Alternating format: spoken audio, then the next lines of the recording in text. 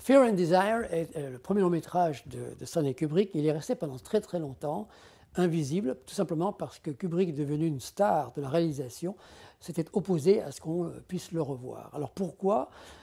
Tout simplement parce qu'il avait un peu honte de l'amateurisme de sa réalisation, et puis parce qu'il avait donc fait mieux dans le même genre, le film de guerre, puisqu'il va en tourner deux autres par la suite. Alors Kubrick, jusqu'à sa mort, a interdit que ce film puisse être montré. Il a même réussi à faire détruire toutes les copies qu'il avait pu retrouver. Il n'en restait que deux aux États-Unis, dont une chez Kodak, mais il était interdiction de les montrer. Les critiques comme Simon et autres ont eu accès à ces copies, fort heureusement. Et puis aujourd'hui donc, qu'il est mort, ce film est apparu sur Internet dans une version exécrable, image comme son.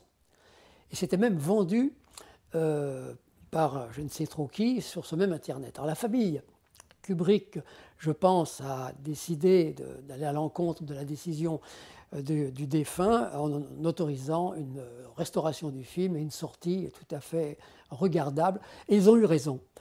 Ils ont eu raison parce que lorsqu'on peut enfin voir ce film en toute sérénité aujourd'hui, on se rend compte que c'est la genèse de l'œuvre entière. Kubrick, avant ce film-là, avait tourné deux documentaires et se sentait capable de passer au long métrage. Alors, il est passé effectivement au long métrage comme amateur très éclairé. Certes, il tournait en 35 mm, mais avec de l'argent quasi familial. Une toute petite équipe, lui-même compris, ils étaient 14 avec les acteurs.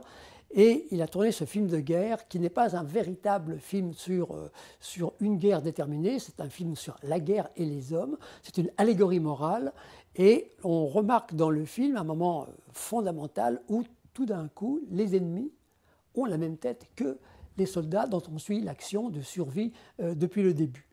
Alors, comme nous sommes en pleine guerre de Corée, que les uniformes portés sont ni ceux des Américains, ni ceux alors des Allemands ou des Japonais récemment vaincus, on comprend qu'on a affaire à du symbolisme.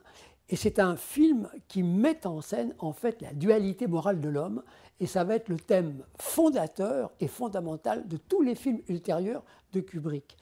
Alors, c'est pourquoi il est intéressant de le voir aujourd'hui, même si Kubrick n'avait pas tort, il y a des faux raccords, il y a de la maladresse dans les changements d'angle.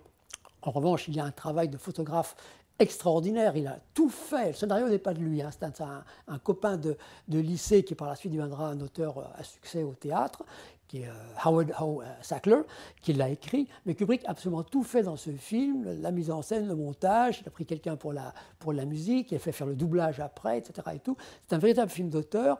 Et même si ce film est un petit peu bancal, je disais, il faut le voir parce que c'est très très rare que dans l'œuvre d'un cinéaste important, on ait absolument tout dans le premier film. Donc finalement, il avait tort de le tenir caché.